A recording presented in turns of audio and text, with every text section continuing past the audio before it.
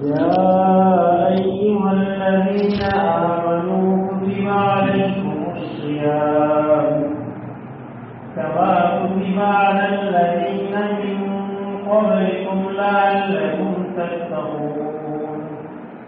وقال تعالى: شهر رمضان الذي أنزل فيه القرآن هدى للناس وبينات من الهدى والفرقان فمن شهد منكم الشهر فليصم ومن كان مريضا أو على سفر فعدة من أيام أخر.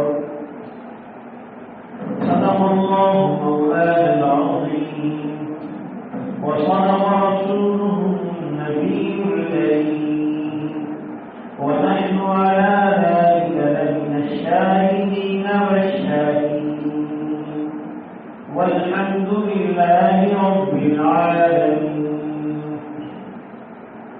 عزیزان محترم، برادران اسلام، دوستوں، بھائیوں، بزرگوں، قرآن مجید کی جو دو آیات تلاوت کی ہیں، یہ دونوں آیتیں رمضان المبارک کے مطابق ہیں.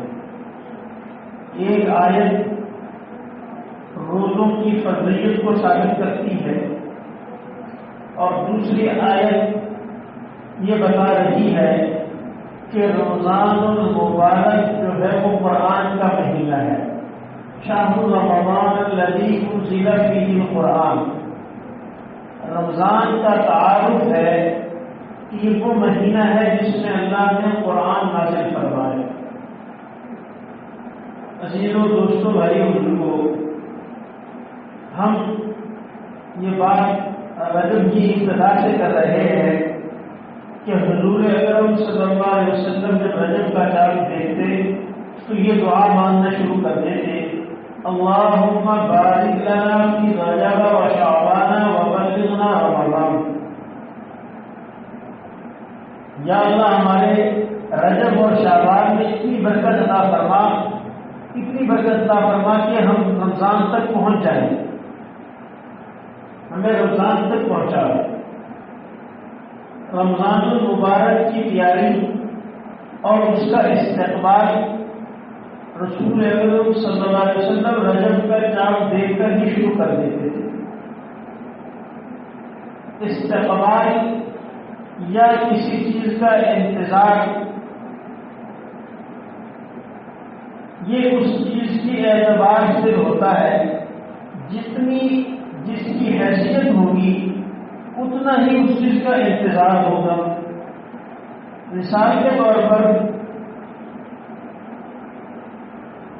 اگر ہمارا ایک دوست ساتھ والے محلے سے آ رہا ہے، ساتھ والے گھر سے آ رہا ہے، تو اس کا انتظار اور اس کا استقبال اتنا ہی ہوگا، اس لیے کہ ایک تو اس سے ملاقات ہوتی رہتی ہے، پڑوس میں ہے اور ہر وقت رابطہ رہتا ہے، تو اتنا اشتیاق اور رغبت نہیں ہوگی.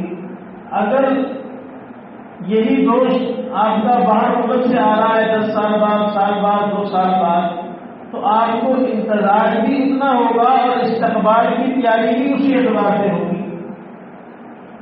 جس حیثیت کا مہمان ہوتا ہے اس کا استقبال اور اس کا انتظار اسی حیثیت سے ہوتا ہے.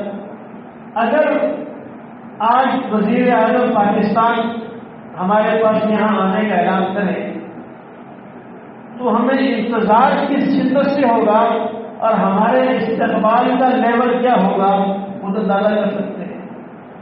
تو یہ بات سمجھیے کہ استقبال اور انتظار مہمان کی حیثیت سے ہوتا ہے. تو رسول اکرم صلی اللہ علیہ وسلم کی نظر میں رمضان المبارک جو یہ مہمان مہینہ آ رہا ہے، اس کی کتنی حیثیت، کتنی حکمت اور کتنی اہمیت تھی کہ آپ صلی اللہ علیہ وسلم 2 ماہ پہلے اس کا انتظار بھی شروع کر دیتے اور اس کے استقبال کی تیاری بھی شروع کر دیتے.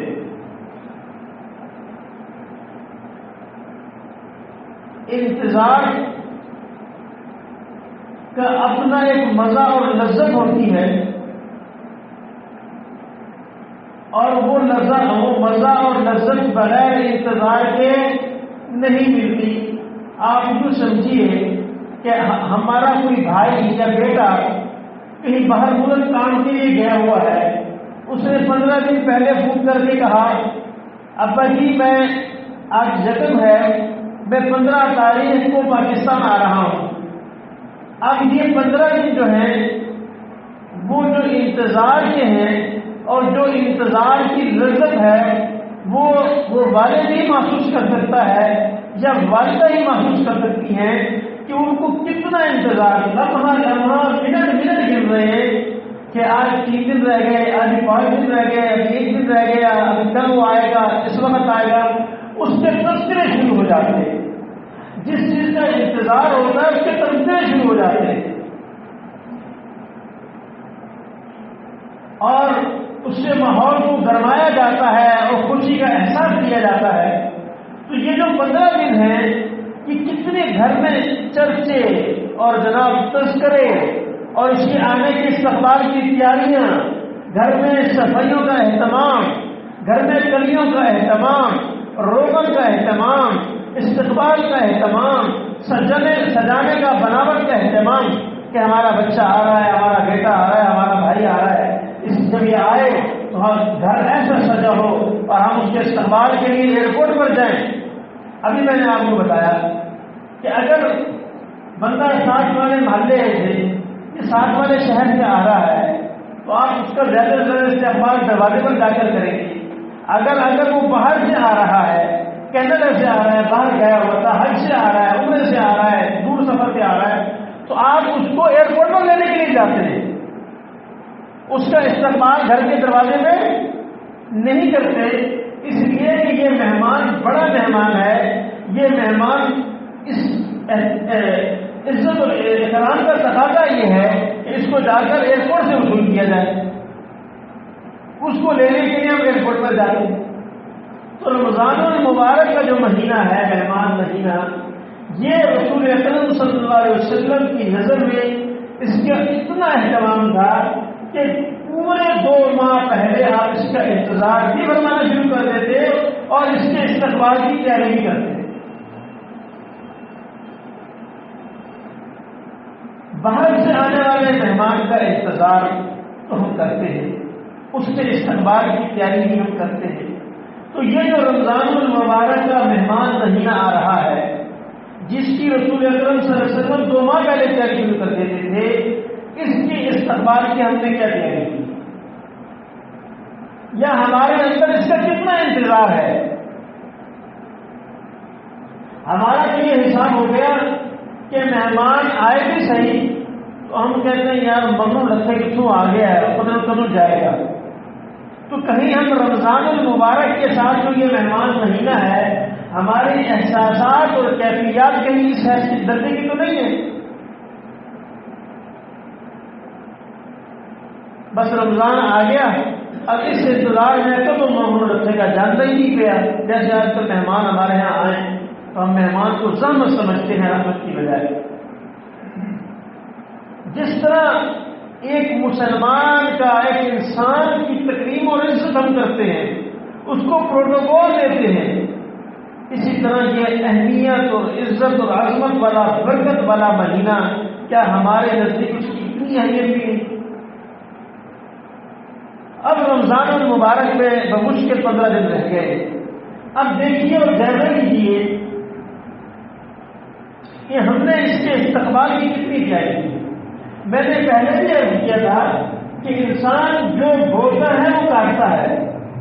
علماء نے لکھا ہے کہ شعبان رجب جو ہے وہ بیج بونے کے مانند ہے، رجب میں بیج بویا جاتا ہے اور شعبان میں جو ہے وہ پھلتا پھولتا اور بڑھتا ہے، اس کی گروتھ ہوتی ہے، اور رمضان میں کھیتی کاٹنے کا موسم ہے، کٹائی کا موسم ہے۔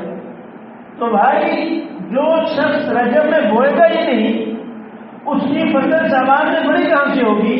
جب بڑی نہیں ہوگی تو رمضان میں کاٹنے کا کہاں سے؟ یہ بات اچھی طرح ذہن نشین کر لیں کہ رمضان کی برکات اور ثمرات انہی لوگوں کو نصیب ہوتے ہیں جو لوگ پہلے سے ہی اس کی تیاری شروع کر دیتے ہیں۔ اگر ہم نے اس کی تیاری ابھی تک شروع نہیں کی تو ہم رمضان کی برکات اور ثمرات نہیں سے بیٹھ سکتے۔ جب ہم نے بیج بویا ہی نہیں تو ہم فصل کاٹیں گے کہاں سے؟ رمضان کا بیج بونا یہ ہے کہ رجب سے ایک تو اس کی اہتمام کرنا، اللہ سے دعا مانگنا کہ یا اللہ ہمیں رمضان تک پہنچا دے، اور ترک معاصی اور گناہ جو اللہ کی نافرمانیاں ہیں ان کو چھوڑنے کی پریکٹس کرنا کہ یہ رمضان المبارک کا مہینہ آ رہا ہے، اس میں ہم سارا دن بھوکے رہیں گے اور بھوکے رہنے کی پریکٹس کریں گے، اور اس بھوکے رہنے کے اندر ہم نے زبان سے جھوٹ نہیں بولنا، آنکھ سے اللہ کی نافرمانی نہیں کرنی، ہاتھ سے جو غلط کام نہیں کرنا، اس کی پریکٹس ابھی سے شروع کر دیں تاکہ جب رمضان آئے تو ہماری کچھ نہ کچھ پریکٹس ہوئی ہو، پہلے ہوئی ہو گناہ چھوڑنے کی۔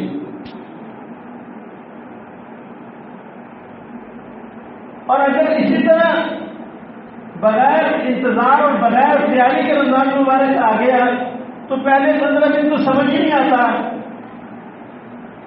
چلو کل کر لیں گے کل کر لیں گے کل کر لیں گے، کرتے کرتے 15 دن ویسے ہی گزر جاتے ہیں۔ جب اسٹارٹ کرتے ہیں کوئی کام پتہ چلتا ہے رمضان مبارک ختم ہو گیا۔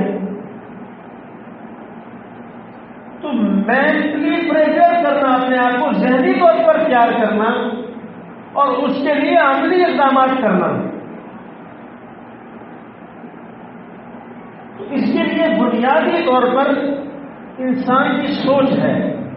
بیٹھ کر سوچئے، دماغ پر دباؤ ڈالیے کہ رمضان المبارک میں 15 دن رہ گئے، میں رمضان کے لیے کتنا تیار ہوں، رمضان کی کیا کیا عبادتیں ہیں جو میں نے رمضان میں کرنی ہے، رمضان میں میرا طریقہ کار کیا ہوگا، معمولات کیا ہوں گے، قرآن مجید کو کتنے سپارے میں نے پڑھنے ہیں، اگر میں نے قرآن مجید پڑھنا ہے تو میری تجویز کتنی ٹھیک ہے، میری تجویز سیکھنے میں تھوڑی تجویز ٹھیک کر لوں رمضان آنے سے پہلے، میں نے رمضان میں تراویح پڑھنی ہے، نوافل پڑھنی ہے، تو سارا سال تو ایسے گزار دیے، اب میں نماز ٹھیک کر لوں، نماز کسی کو سنا لوں، کسی کو پڑھ کے دکھا لوں، یہ ہے تیاری۔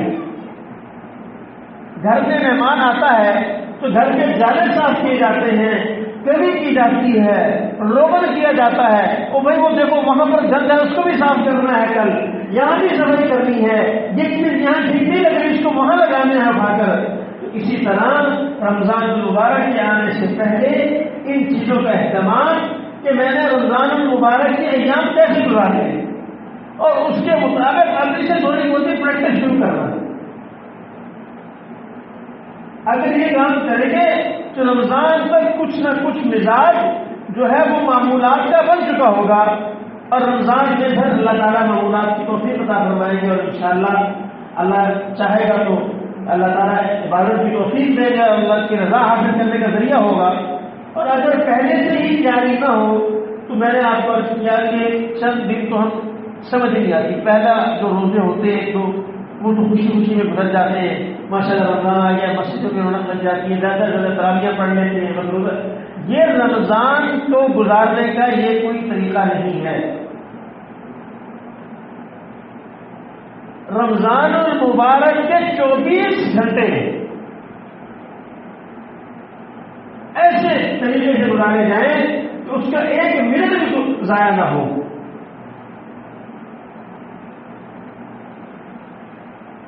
رات کو قیام کا اہتمام، آج کل تو ویسے گرمی کے روزے ہیں، سہولت رہتی ہے کہ بندہ رات کو جاگ لے اور صبح سحری کھا کے اور نماز پڑھ کے فجر کی اور سو جائے، اور پھر دوپہر تک سوتا رہے، اور جب اس کی رات کی نیند پوری ہو جائے تو ظہر کی نماز پڑھ کر پھر اعمال میں لگ جائے۔ رمضان ہے، گرمی کا روزہ ہے، گرمی میں انسان کو روزہ گزارنا مشکل ہوتا ہے، تو آدھا دن تو سو کے گزر جائے گا، تو رات جو ہے اس کو عبادت میں لگانا۔ مغرب کو روزہ افطار کیا، مسجد میں آ گئے، قرآن مجید پڑھا، تسبیحات پڑھی، تراویح کا ٹائم ہو گیا، تراویح پڑھی، اس کے بعد کھانے کی حاجت ہے تو کھانا کھایا، تھوڑی دیر ریسٹ کیا اور دوبارہ مسجد میں آ گیا اور قرآن مجید کی تلاوت شروع کر دی، اللہ کی رضا حاصل کرنے کے لیے نوافل پڑھنا شروع کر دیے، پھر استغفار شروع کر دیا اور تہجد تک پھر اس میں لگے رہے اور تہجد کی نماز پڑھ کر سحری کھا کر اللہ سے مانگ کر اور پھر آرام کرے، اور آرام کرنے کے بعد پھر ظہر کی نماز کے لیے اٹھے، ظہر کی نماز پڑھیں، پھر اذکار میں لگ جائیں، پھر اللہ کی رضا والے کام میں لگ جائیں اور اس کے بعد روزہ افطار کریں اور پھر وہی مانگو۔ میں نے جو آیات مبارکہ تلاوت کی، شہر رمضان الذی انزل فیہ القرآن، تو رمضان المبارک جو ہے یہ قرآن کا مہینہ ہے۔ آپ دیکھیے جب رمضان المبارک کا چاند نظر آتا ہے تو ہم لوگ روزہ رکھتے ہیں، اس وقت چاند دیکھتے ہی روزہ رکھیے، ایسے ہوتا ہے؟ ایسے نہیں ہوتا۔ مثال کے طور پر آج چاند نظر آنے کا امکان ہے رات کو، ہم سب جا کر چاند دیکھیں گے، پتا چلا کہ چاند نظر آ گیا، رمضان شروع ہو گیا، تو رمضان شروع ہوتے ہی ہم روزہ رکھ لیتے ہیں؟ نہیں، رمضان شروع ہوتے ہی پہلا کام کیا کرتے ہیں؟ تراویح پڑھتے ہیں۔ تراویح میں کیا پڑھا جاتا ہے؟ قرآن مجید۔ اس سے پتہ چلتا ہے کہ رمضان قرآن کا مہینہ ہے، رمضان قرآن کا مہینہ ہے۔ الذی انزل فیہ القرآن، اس کو قرآن کہا ہے۔ انا انزلناہ فی لیلۃ القدر، ہم نے لیلۃ القدر میں قرآن کو اتارا، اور لیلۃ القدر کس مہینے میں ہے؟ رمضان المبارک میں۔ تو رمضان المبارک میں روزہ رکھنا اور قرآن مجید کی تلاوت کا زیادہ سے زیادہ اہتمام کرنا، اس لیے کہ رمضان قرآن کا مہینہ ہے اور قرآن سے اللہ کا قرب سب سے زیادہ نصیب ہوتا ہے، اللہ کی رحمت سب سے زیادہ ملتی ہے، اللہ کا فضل سب سے زیادہ متوجہ ہوتا ہے قرآن مجید کی تلاوت کرنے سے۔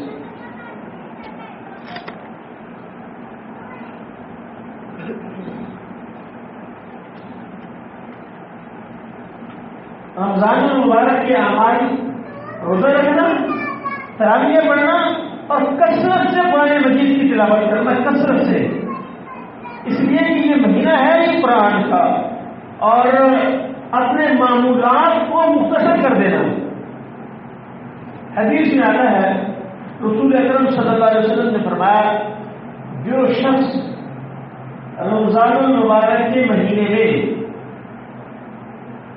اپنے ملازم کی محنت کو، اس کی مشقت کے بوجھ کو اس پر سے کم کر دے، جو شخص رمضان المبارک میں اپنے ملازم کی مشقت کو کم کر دے، اللہ تعالیٰ اس کے گناہ بھی معاف فرمائیں گے اور اس کی مغفرت فرما دیں گے اور دوزخ کی آگ سے اس کو آزاد فرما دیں گے۔ کیا معمولی کام ہے رمضان المبارک میں، اتنا بڑا انعام کہ جو شخص اپنے خادم کی کام میں تخفیف کرے، اس کا بوجھ کم کر دے، تو اللہ تعالیٰ اس کی مغفرت فرماتے ہیں اور دوزخ کی آگ سے اس کو بچا لیتے ہیں۔ مثال کے طور پر ایک شخص کسی کمپنی میں جاتا ہے، وہاں اس کی ڈیوٹی 9 گھنٹے، اب جیسے رمضان المبارک آیا اس کمپنی نے اعلان کر دیا کہ بھائی آج سے رمضان المبارک کے پورے مہینے میں آپ کی ڈیوٹی ٹائم 5 گھنٹے ہے، تاکہ آپ روزہ رکھ سکیں، اور روزہ رکھنے کے بعد کام کرنا، محنت کرنا، مشقت کرنا مشکل ہوتا ہے، تو لہٰذا آپ کے کام میں تخفیف کی جاتی ہے، آپ کو تنخواہ اتنی ہی ملے گی لیکن کام کا بوجھ آپ پر کم ہو جائے گا۔ تو جو شخص اتنی سہولت دے گا اپنے ماتحت کو، انعام کیا ہے؟ اس کی مغفرت ہوگی اور دوزخ سے آگ سے لگا اس کو محفوظ فرمائیں گے۔ آپ گھر میں کوئی کام کروا رہے ہیں، مزدور لے کر آئے، 1000 روپئے دیہاڑی پر 8 گھنٹے سے کام کرنا ہے، رمضان المبارک کا مہینہ ہے، آپ اس کو کہیں بھائی آپ 8 گھنٹے کی بجائے 5 گھنٹے کام کریں اور مزدور لے کے چلے گئے، اتنے اتنی سی سہولت دینے پر اللہ تعالیٰ انعام کیا دے رہے ہیں؟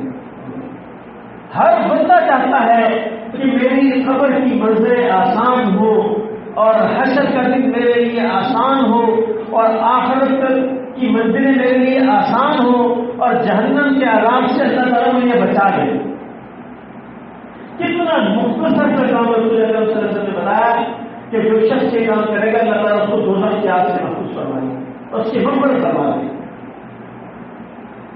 دوسرا کام رمضان المبارک میں روزہ افطار کروانا. جو شخص کسی کو روزہ افطار کرواتا ہے اللہ تعالیٰ اس کے لیے بھی یہی انعام کا اعلان فرماتے ہیں.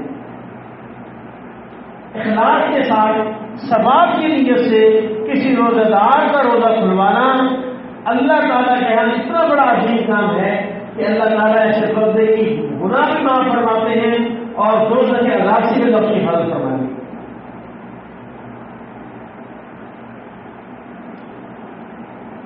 ایک صحابی نے رسول اکرم صلی اللہ علیہ وسلم سے کیا کہ یا رسول اللہ ہم میں تو اتنی استطاعت صلاحیت نہیں ہے, ہم تو غریب لوگ ہیں, اپنا روزہ پتہ نہیں کیسے کھولتے ہیں, کسی اور کو روزہ افطار کروائیں. تو آپ صلی اللہ علیہ وسلم نے فرمایا یہ فضیلت اس شخص کو بھی نصیب ہوگی جو شخص کسی کا ایک کھجور سے یا ایک گھونٹ پانی سے روزہ کھلوا دے. ضروری نہیں ہے کہ لمبے چوڑے دسترخوان لگائے جائیں اور اس پر قسم ہر قسم کی ڈشیں لگائی جائیں. اگر اخلاص کے ساتھ ثواب کی نیت سے کسی کو ایک کھجور دے کر بھی اس کو روزہ کھلوا دیا تو اللہ تعالیٰ کی طرف سے یہ انعام اور فضیلت اس کو حاصل ہو, اور ایک گھونٹ پانی پلا کر اس کو روزہ کھلوا دیا تب بھی اس کو یہ انعام ملے گا. جہاں یہ بات سمجھ لینی چاہیے کہ ہمارے یہاں گھروں میں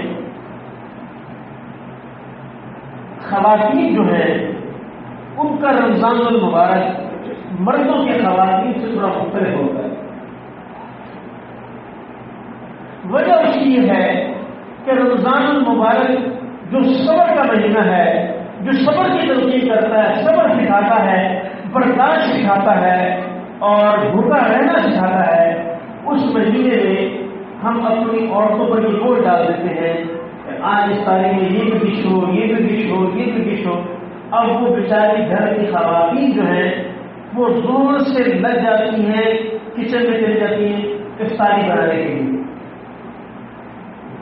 تو دوستوں بھائیوں بزرگوں, جیسے ہمیں اللہ کو راضی کرنے کی ضرورت ہے, ابھی میں نے آپ کو بتایا تخفیف کرنا اپنے ماتحت کی, تو جو بیوی ہے یہ بھی آپ کی ماتحت ہے.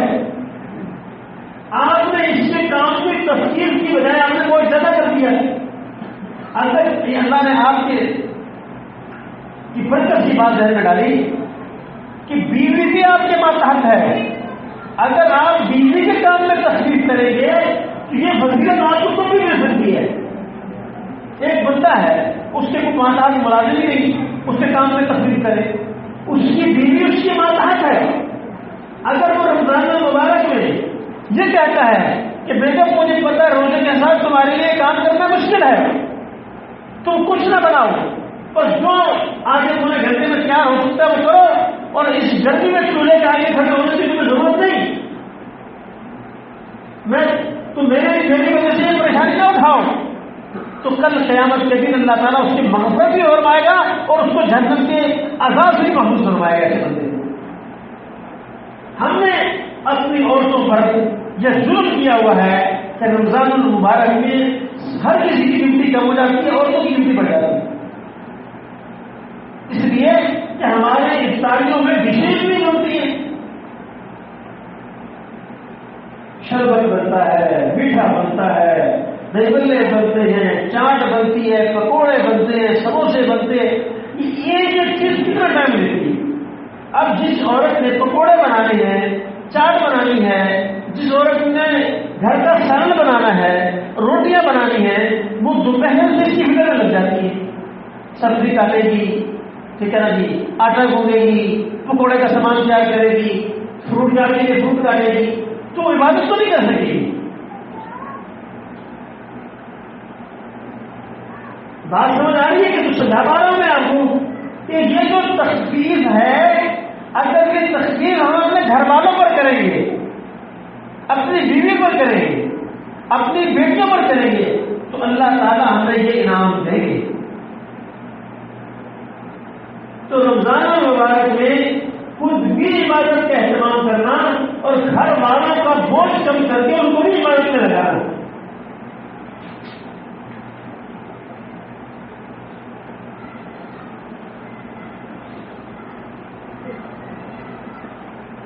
بچوں کو عبادت میں لگانا، گھر میں عبادت کا ماحول بنانا۔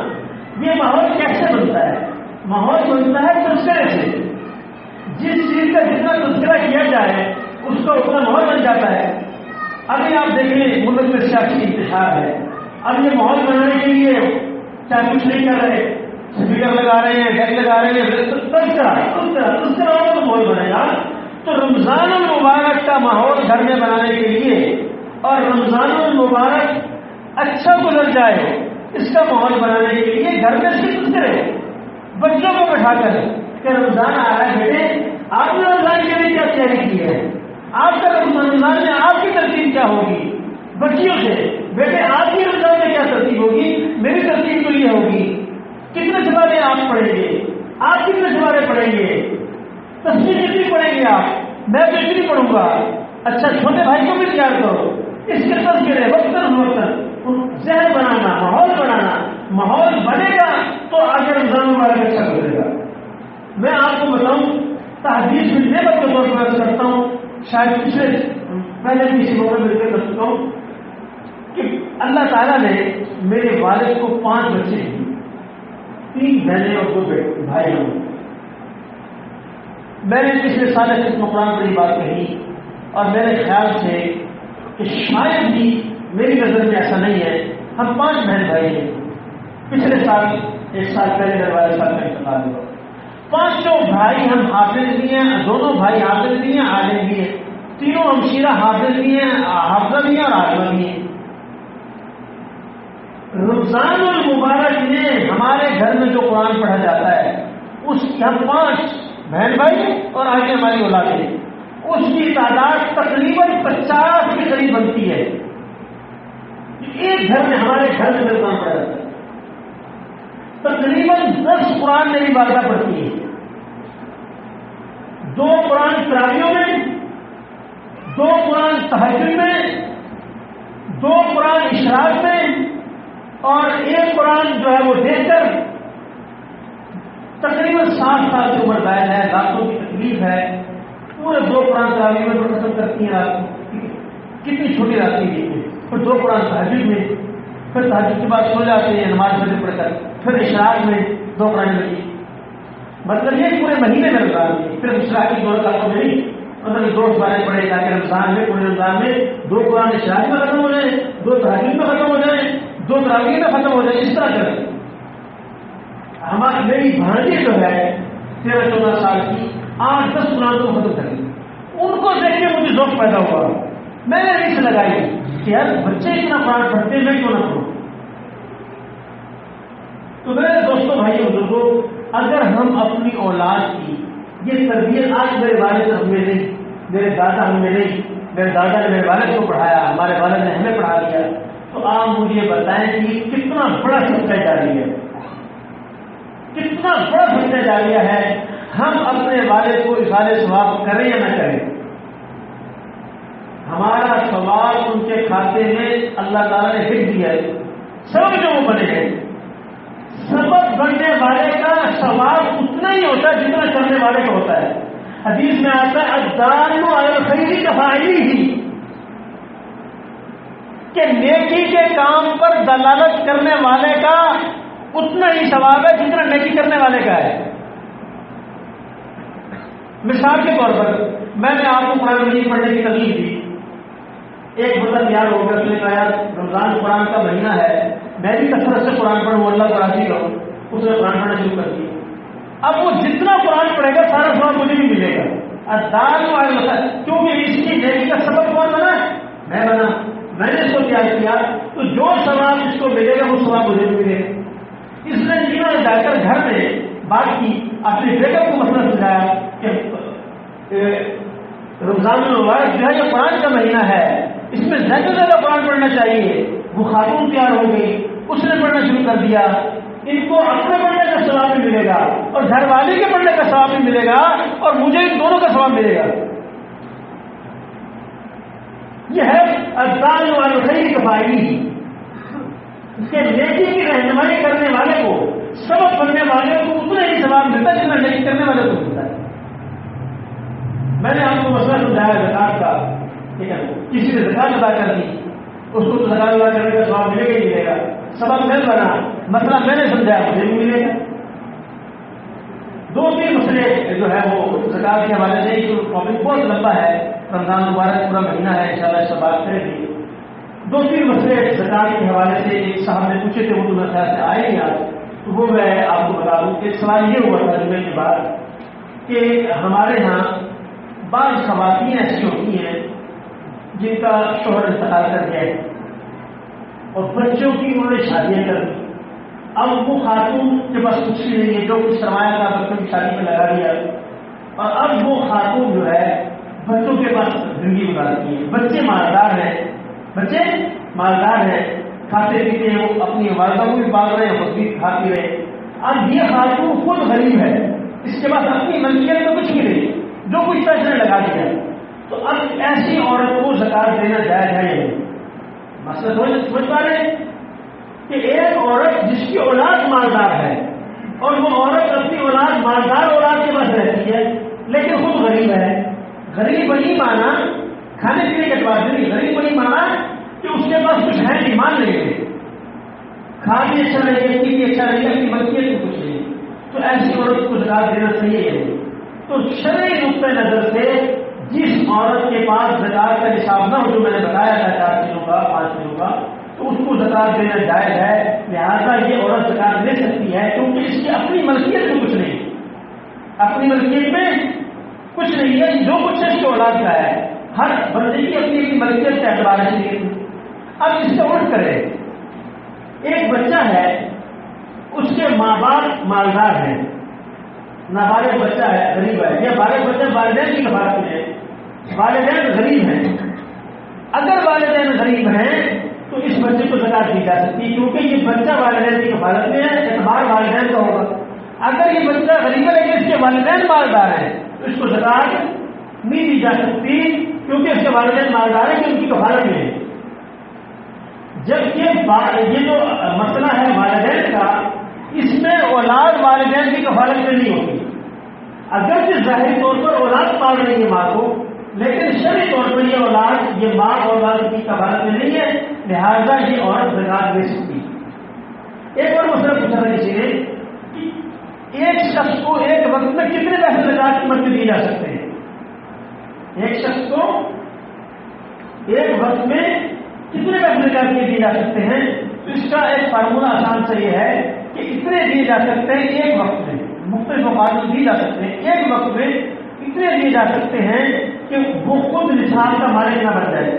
مثال کے طور پر فی زمانہ اگر فرض ہے کہ 1 لاکھ روپے زکات کا نصاب ہے، 1 لاکھ روپے، تو کسی کو 1 لاکھ روپیہ بینک کچھ نہ دے کہ وہ اتنا جتنا زکات کا نصاب ہے اتنا دے، 90 دے دے، 85 دے دے، 80 دے دے، پھر جب اس پر وہ کھا لے، خرچ کر لے، استعمال ہو جائے تو باقی پھر دے. اتنے پیسے کسی کو بے وقت دینا جائز نہیں ہے، ایک مشت کہ جس سے وہ خود نصاب کا مالک بن جائے. یہ تو ہے جب آپ کسی شخصیت کو دے رہے ہیں.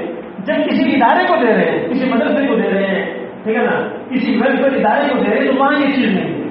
وہاں آپ جیسے 1 کروڑ بھی دے رہے ہیں تو وہ لگ جائے گا کیونکہ وہاں تو وہ لاکھوں لوگوں کی کفالت کر رہے ہوتے اور لاکھوں لوگوں کی کفیل بن کے زکات وصول کرتے، تو وہاں پر یہ بات نہیں ہے.